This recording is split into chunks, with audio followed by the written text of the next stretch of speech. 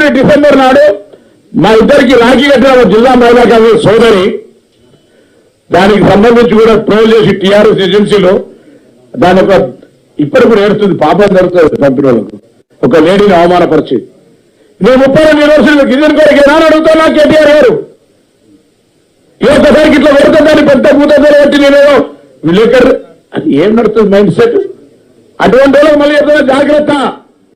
Congress party సానుకూల వాతావరణంలో ప్రజలకు ఎవరికైనా ఇబ్బంది ఉందో వాళ్ళందరి పట్ల చాలా ప్రేమపూర్వకంగా సానుకూలంగా స్పందిస్తాం.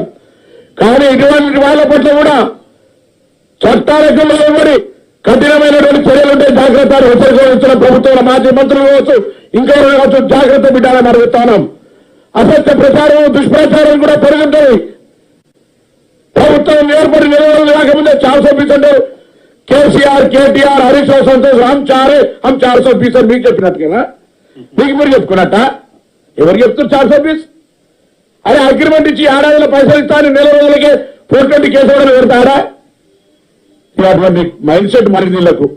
అందుకే జాగ్రత్త అని చెప్తాను. మళ్ళీ ఒక్కసారి ప్రభుత్వం దిగిపోయింది, ఇంకా ప్రభుత్వంలో ఉన్నానే ఆ మైకం పోనట్టున్నది.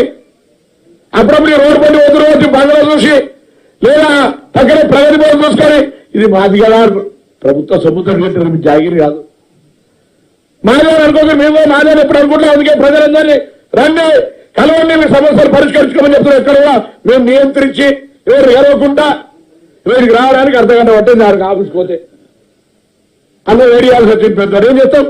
కాబట్టి దయచేసి మరొక్కసారి చెప్తారు, తెలంగాణ రాష్ట్ర ప్రభుత్వం ఈరోజు జరిగిన మంత్రివర్గం చాలా స్పష్టంగా అభివృద్ధి అనే నిరంతర ప్రక్రియ మా ప్రాసెస్ స్టార్ట్ అయింది.